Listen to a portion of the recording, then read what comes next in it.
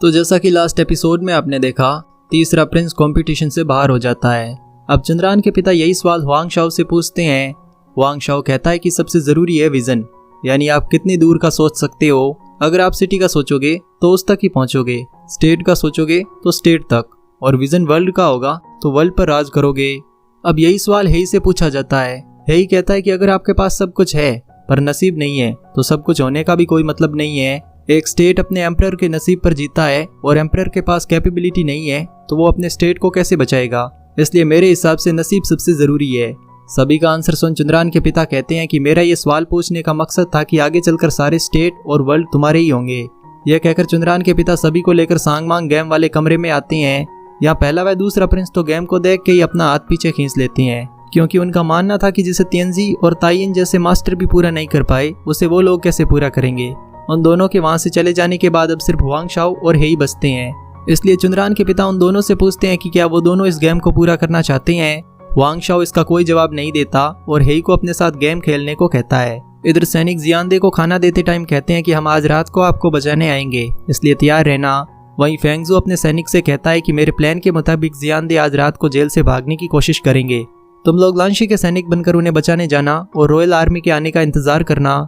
Royal army जियांदे को jail से भागने के कारण मार देगी और इससे लांशी की ताकत और भी कम हो जाएगी। आगे हेई और हुआंग शाओ सांगमांग गेम खेलने लगते हैं, पर दोनों ने अभी तक एक भी चाल नहीं चली थी। वो दोनों पहले ये समझने की कोशिश कर रहे थे कि उन्हें कौन सी चाल चलनी चाहिए।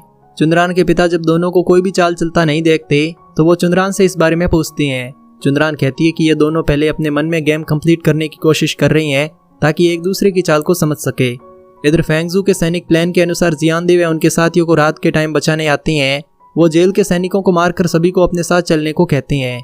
वहीं हुआंग शाओ काफी देर सोचने के बाद फाइनली एक चाल चलता है। इस तरह यह अधूरा गेम फिर से शुरू हो जाता है। यह चेस का गेम हर चाल के साथ डिफिकल्ट होता जा रहा था। हर मूवमेंट के बाद दोनों को एक दूसरे की चाल समझनी पड़ रही थी, क्योंकि दोनों के पास इस गेम को खेलने का अपना अपना रीजन था। हुआंग शाओ इस गेम को खेलकर चंद्रान से मैरिज करना चाहता था, तो वहीं हेई ये जानना चाहता था कि इस गेम को अधूरा क्यों छोड़ा गया था।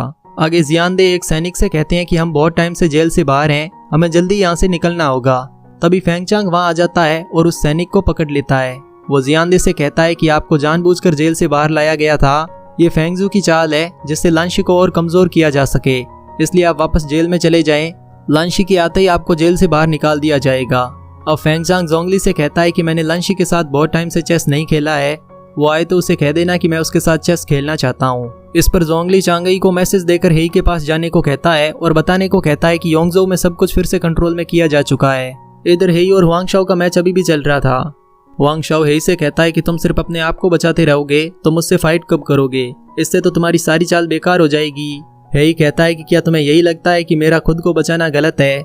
मेरा हमेशा से पहला मकसद रहा है कि मैं अपने सभी लोगों को सुरक्षित रखूं, क्योंकि उनके बिना दुनिया पर राज करने का भी कोई मतलब नहीं है।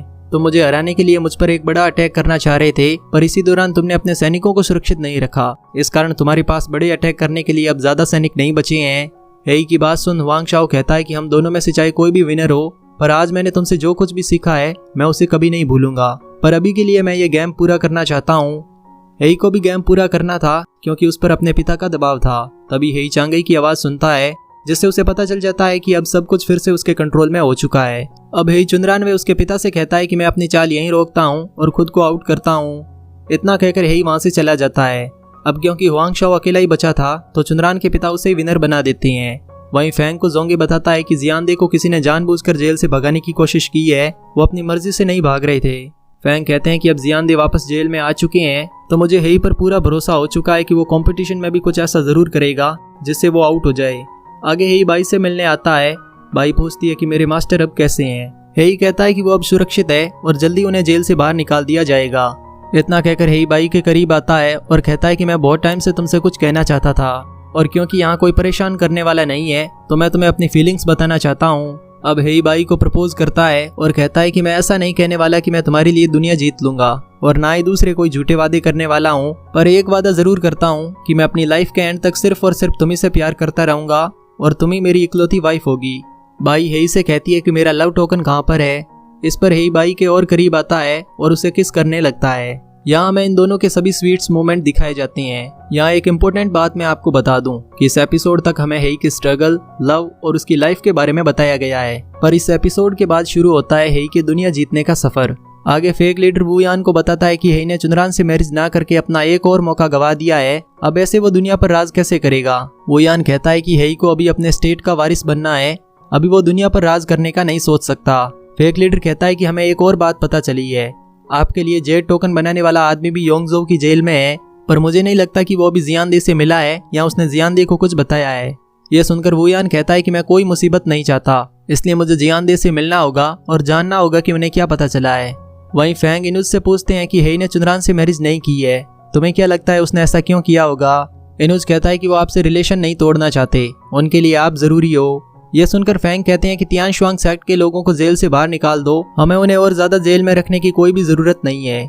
इधर हेई का मैसेज फैंग च्यू और रैन को मिलता है, जिसमें उसने बताया था कि वो फाउंटेन अबोर्ड फैंग च्यू को दे रहा है और रैन अब से लियांग चेंग संभालेंगे। वहीं हेई अब इन सब पॉलिटिक्स और रॉयल फैमिली से दूर जा रहा है। मैसेज पढ़कर रैन और फैंग च्यू दोनों कहते हैं कि हेई हमारे साथ ऐसा कैसे कर सकता है, वो हमें अकेला क्यों छोड़ रहा है। इस पर जोंगली कहता है कि हेई अब इन सब चीजों में और ज्यादा नहीं फंसना चाहते, इसलिए उन्होंने फाउंटेन अबोर्ड फैंग च्यू को दिया है, क्योंकि वो जानते हैं कि उनके अलावा सिर्फ फैंग च्यू ही ऐसी है जो फाउंटेन अबोर्ड को संभाल सकती है, और इसके अलावा हेई नहीं चाहते कि उनके पीछे आप भी किसी मुसीबत में पड़े। आगे वू यान हुआंग शाओ से कहता है कि मैं किसी काम से तियानशुआंग सेक्ट जा रहा हूँ, पर मेरे आने तक तुम्हें इंतजार करना होगा। हुआंग शाओ पूछता है कि कैसा इंतजार। वू यान कहता है कि एक ऐसे मौके का जिससे तुम पूरी दुनिया पर राज कर सको। इधर हेई बाई के साथ तियानशुआंग सेक्ट में जियानदे से मिलने आता है। जियानदे हेई से पूछते हैं कि अब तुम्हारा आगे का प्लान क्या है। हेई कहता है कि मैं बस बिना किसी से फाइट किए और बिना किसी को परेशान किए दुनिया घूमना चाहता हूँ, मुझे दुनिया पर राज नहीं करना, मैं बस बाई के साथ रहना चाहता हूँ। आगे फैंग बाइली से कहते हैं कि हेई अब पूरी दुनिया घूमना चाहता है, उसने अपना सब कुछ मुझे दे दिया है, फाउंटेन अबोर्ड को अब फैंग च्यू देखेगी, और अब क्योंकि हेई बहुत कमजोर है इसलिए मैं उसे रोक भी नहीं सकता।